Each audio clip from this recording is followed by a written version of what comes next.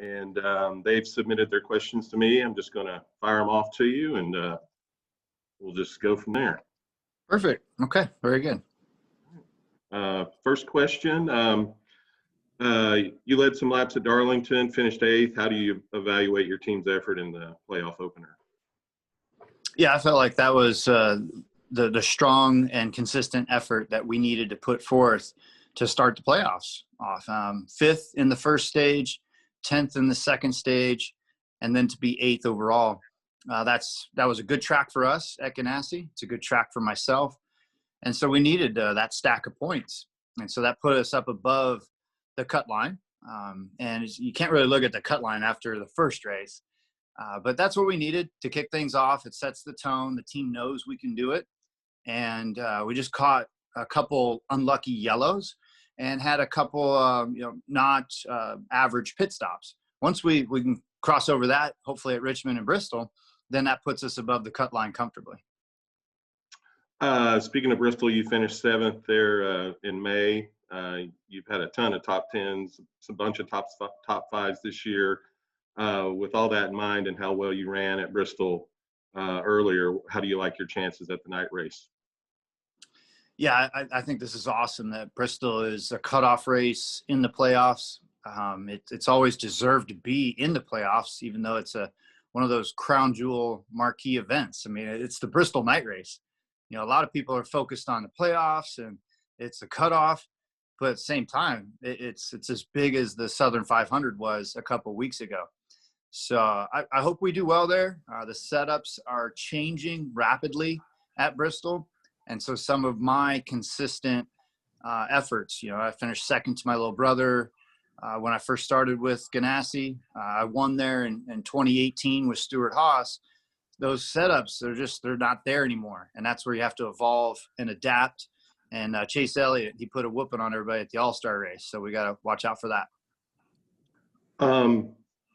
You've seen the normal Bristol and its level of intensity. What are your expectations for playoff Bristol? Yeah, it puts it into the driver's hands. If crew chief says, you're 2 points to the good, you want to look in the mirror and make sure you're clear. If crew chief says you're 2 points behind and somebody's on your front bumper out ahead, well, that's where you got to take matters into your own hands. And so that's what this opportunity is for everybody to advance through the rounds. It's a short track, and the drivers get to take things into their hands. When you're out on the track, is it just instinct in the playoffs, or are you actually calculating risk versus reward when you're trying to improve your position during playoff races? Do you approach those differently? The key thing navigating through a 10-week stretch of NASCAR playoffs is to never have to worry about points. If your car is fast and the sequences of the race and the strategy that you're on keep you up front, then you don't have to worry about single-digit points or certain positions. And so that's where the race just before Bristol is that much more important. That way you get a cushion from a good Richmond result going into a cutoff race at Bristol. And then the next thing will happen in the next round of getting through Talladega, the second race in that, and that way you have a cushion at the Roval. Do you have a favorite memory of the night race as a driver or as a race fan? For me, to win the 2003 night race a week after all the debacle that was going down with me and Jimmy Spencer, it was like a me versus the world moment.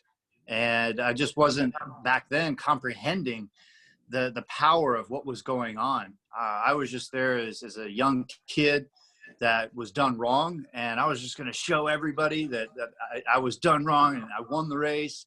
And then I was like, wait a minute, why is everybody like this mad? What's going on? And so that was a big moment for me to jump out and to win, but also to feel those emotions of the crowd and the energy of NASCAR fans' passion. Who would you rank as the best Bristol driver of the current group of drivers? And then who do you think is the best all time? Best current group. If I can pick myself, I'd throw myself in there. If I can't, I'd choose my little brother. I think I pretty much taught him everything he knows about Bristol. That comes with a lot of sarcasm there.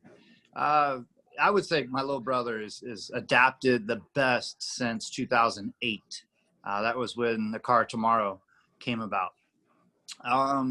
Over the years, I mean, it just, you saw the 2-car, Rusty Wallace. You saw the 24 of Jeff Gordon, Dale Sr., Terry Labonte.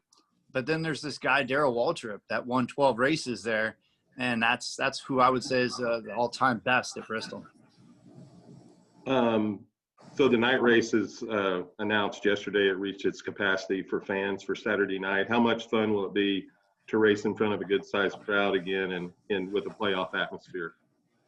Oh, that's great. I'm glad that Tennessee has done that good of a job to work with the local governments and the counties and the track to make sure that protocol is followed and that everybody is safe.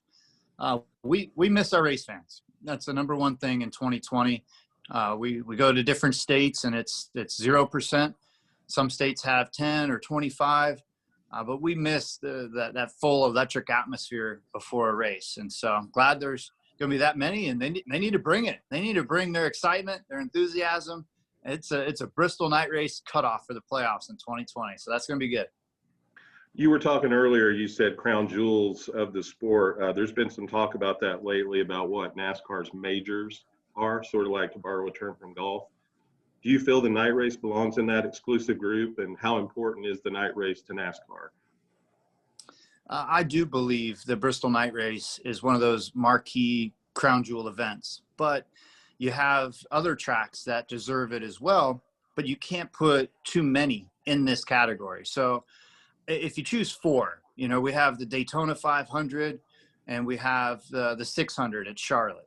Okay, those 2 are grandfathered in forever. And I think you can have a couple roaming ones, and they need to stay at either 500 miles or 500 laps. And then the rest of every race needs to be 400 miles or 400 laps as we move forward.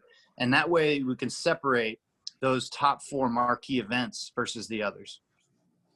Last question. The NFL and NBA have taken an active role in some protests lately.